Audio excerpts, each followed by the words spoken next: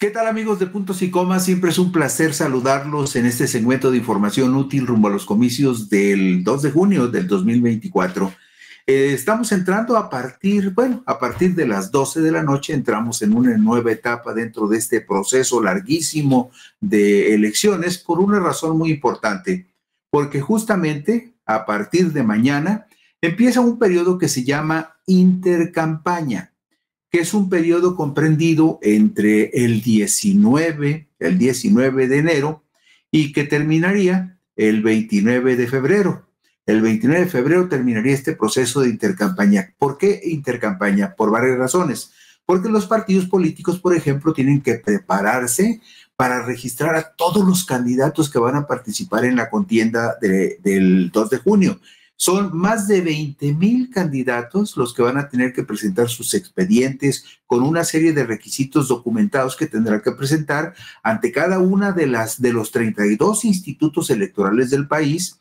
Y en el caso particular, por ejemplo, de los comicios federales, pues tendrán que registrarse los candidatos a la presidencia de la República ante el Instituto Nacional Electoral en la Ciudad de México. Pero también tendrán que registrarse las dos fórmulas de senadores que cada partido presentará en los 32 estados de la República. Estamos hablando de 7 partidos nacionales. Cada partido nacional presentará 2 fórmulas en cada uno de los 32 estados de la República. Además de eso, también hay una lista nacional de 32 aspirantes a senadores por la vía de la representación proporcional que también tendrán que preparar sus expedientes y tendrán que ser registrados. Luego está el paquetote de 500 aspirantes a diputados federales. ¿Cómo? Bueno, hay 300 distritos electorales donde se compite por mayoría y todos esos candidatos tendrán que ser registrados. Es decir, cada uno de los partidos tendrá que proponer un candidato. Hay 2 coaliciones, ya lo sabemos, la coalición de Morena, PT y Partido Verde y la coalición de PAN, PRI, PRD, y por en medio el Partido Movimiento Ciudadano. Entonces estamos hablando de por lo menos tres candidatos de diferentes partidos que tendrían que competir en cada uno de los 300 distritos de mayoría del país, y además cada partido tendría que presentar una lista de 40 candidatos que son los que entrarían en las listas de las 5 circunscripciones electorales donde se reparten 40 diputados de representación proporcional. Pero los partidos tienen la obligación de presentar una lista de 40 candidatos, aunque en muchos casos entra 1 o 2 en los partidos más pequeños, y en los partidos grandes pues llegan a entrar hasta 13 o 14 plurinominales por cada región. Bueno, este periodo de intercampaña es justamente para que las autoridades electorales federales y estatales se preparen para ese cúmulo, para esa avalancha de documentos que van a tener que recibir, y todo esto sucederá a partir de a partir de febrero. Entre febrero y marzo se dan estos registros. Entonces, para que la autoridad electoral tenga un espacio de reposo y pueda inscribir a los aspirantes a candidatos, pues tiene que tener tiempo. Por lo tanto, este periodo intercampaña empieza justamente el 19 de enero y termina el 20. Ese es el plazo que hay que cuidar. Pero también hay otro dato importante que usted seguramente ya sabe y que lo vamos a retomar sin embargo en todos los espacios informativos. Hoy, 18 de enero del 2024, terminan las precampañas de los precandidatos a la presidencia de la República. Hasta este momento hay 3 ya definidos, y lo relevante en este caso es que Claudia Sheinbaum Pardo, la candidata de la coalición Sigamos Haciendo Historia, prácticamente no perdió la delantera con los mismos márgenes que estaba en noviembre, diciembre y enero. Hoy, por ejemplo, hay 2 formas de medir esta ventaja de Claudia Sheinbaum. Por un lado, una encuesta que se publica hoy mismo, y por otro lado, la ponderación de las encuestas que se publicaron entre diciembre y la primera que se publicó ahora en enero, ponderadas como promedio por una plataforma agregadora de encuestas que se llama, en este caso, estamos hablando, perdón, hay un procedimiento en una plataforma agregadora de encuestas que se llama Oráculos, que hace un promedio de las principales encuestas que se publican y con base en eso dice más o menos cuál es la ventaja que puede tener un candidato. Aquí lo notable es lo siguiente, que en la encuesta que hoy se publica y que vamos a ver enseguida, hay 30 puntos de ventaja para Claudia Sheinbaum, pero en la ponderación que hace Oráculos también de las últimas encuestas publicadas en diciembre y la primera que se publica en enero, la ponderación también supera los 30 puntos. Es decir, hay dos fuentes que coinciden en un asunto que es fundamental y que nos dice que Claudia Sheinbaum Pardo cierra este proceso de precampañas con una ventaja de por lo menos 30 puntos porcentuales de ventaja sobre la precandidata de la coalición Fuerza y Corazón por México, la senadora panista Xóchitl Gálvez Ruiz. Ustedes están viendo en este momento la encuesta que publicó la consultora de las Heras de Motecnia. Ustedes ven ahí que la medición refleja que Claudia Sheinbaum tendría en este momento un 63% de la votación y que Xóchitl Gálvez en este caso tendría el 33%. Ahí hay una diferencia concreta de 30 puntos de distancia entre Claudia Sheinbaum y Xóchitl Gálvez. Así cierran esta etapa de precampañas. Y por allá muy lejano, el neo precandidato de Movimiento Ciudadano, Jorge Álvarez Maínez, quien marca un 4% en esta encuesta de las Heras. De las Heras ha sido un ejercicio que no había hecho anteriormente y que no han hecho otras consultoras de anticipar una posible participación del 45%. No hay base para suponer que vaya a ser así. En este caso, con todo respeto para De las Heras, el promedio de votación en las últimas 5 elecciones presidenciales ha estado por encima del 63-64%. Entonces, no es descabellado suponer que en la próxima elección la participación sea muy por encima de ese 45% que calcula De las Heras y que probablemente va a estar por ahí del 63-64%. Hago esta observación porque ustedes ven ahí una ponderación que hace De las Heras donde dice que con una participación del 45%, Claudia Sheinbaum tendría alrededor de 27 millones de votos con el 63% de apoyo y que Xóchitl Gálvez tendría 14 millones de votos con el 33% de la votación sobre una ponderación de una participación del 45%. No creo que vaya a ser así.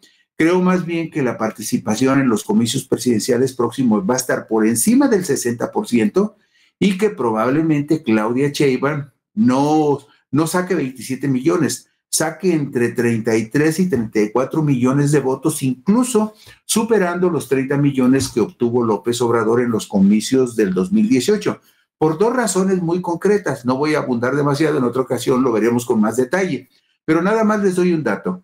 Cuando Andrés Manuel López Obrador gana la presidencia, Morena no tenía ninguna gubernatura. Ahora que van a la elección del 2024, Morena y sus aliados tienen 23 gubernaturas.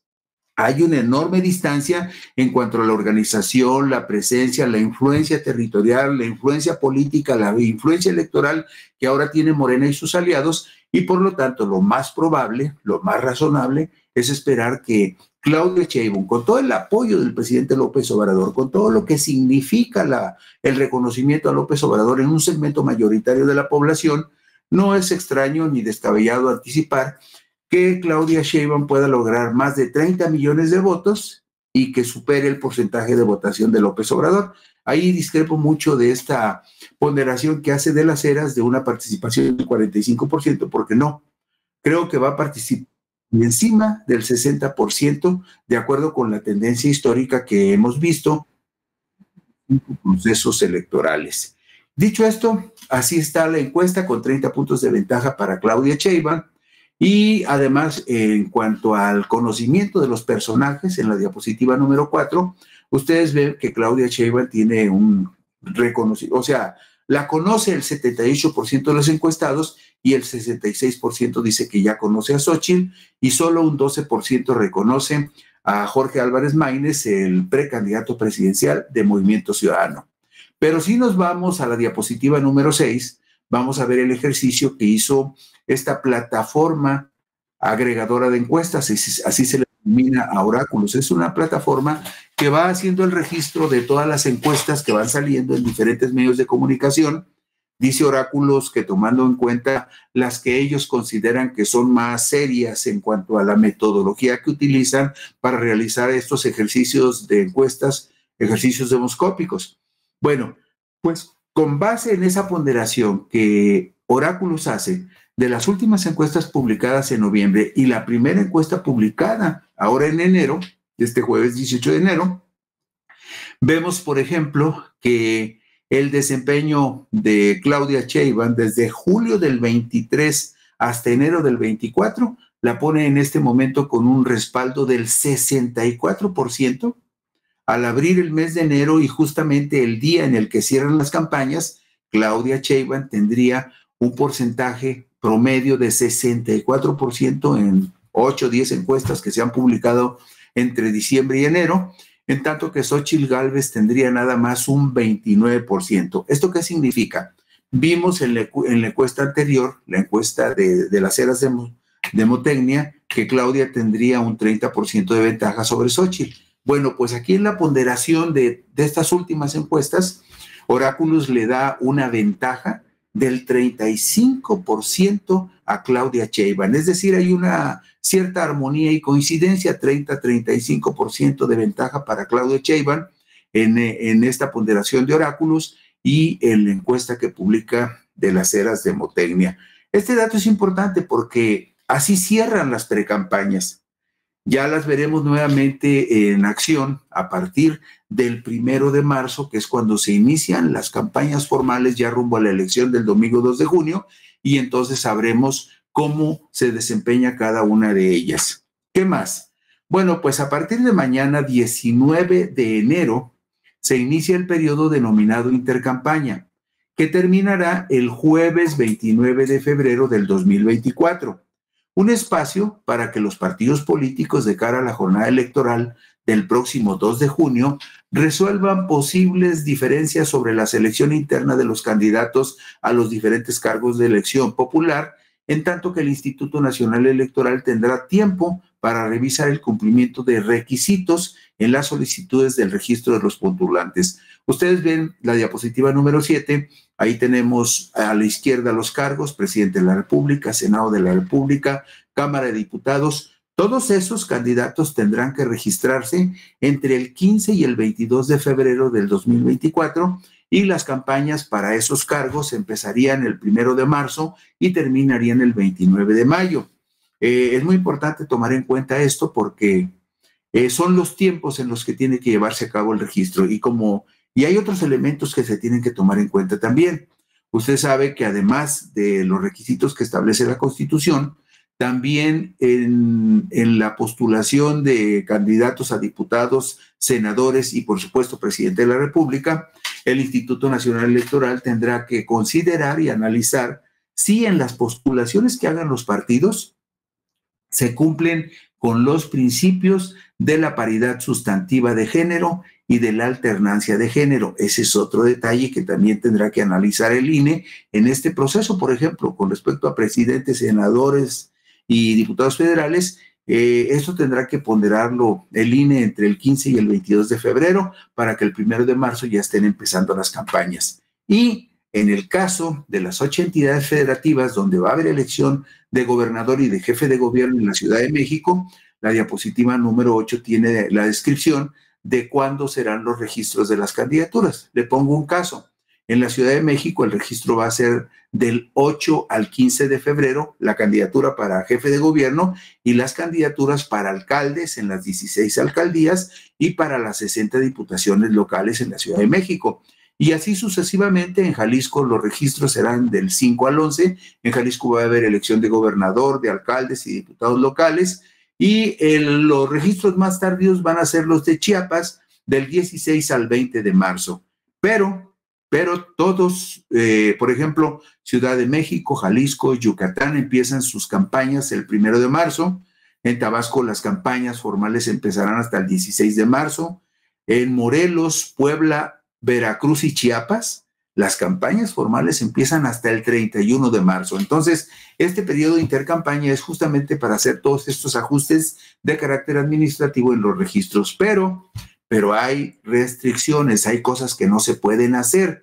En el periodo de intercampañas sí se permite la difusión de propaganda política, la cual tiene como finalidad presentar la ideología, los principios, los valores o los programas de un partido político en general, para generar, transformar o confirmar opiniones a favor de ideas o creencias, o bien invitar a la ciudadanía a formar parte de los partidos políticos con el objeto de promover su participación en la vida democrática del país o incrementar su número de afiliados. Pero cuidado, en esta intercampaña no se permite hacer propaganda electoral, no se permite que se pida el voto para tal o cual partido o para tal o cual candidato.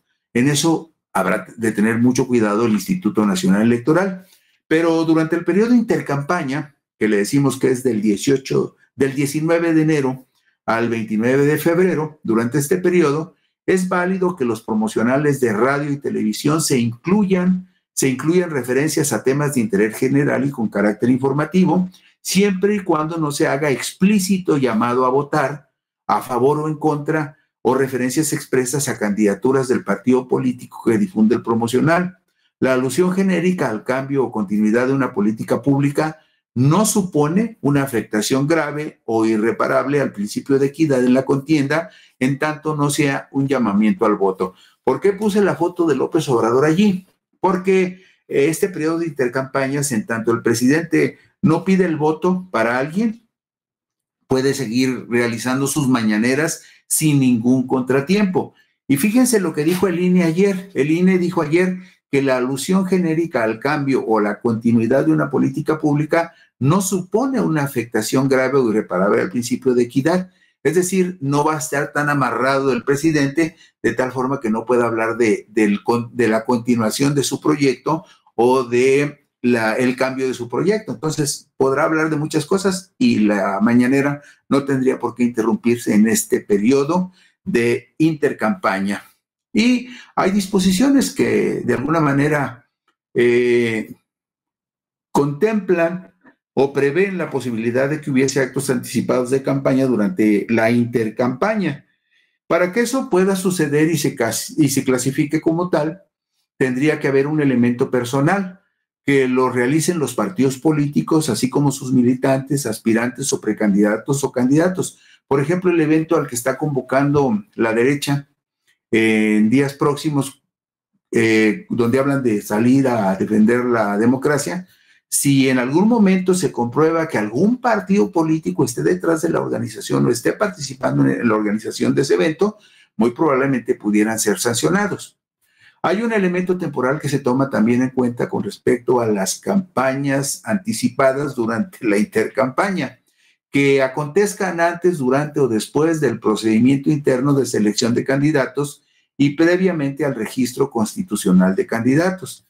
Y un elemento subjetivo, que tengan el propósito fundamental de presentar la plataforma de un partido o coalición o promover una candidatura para obtener el sufragio de la ciudadanía en la jornada electoral.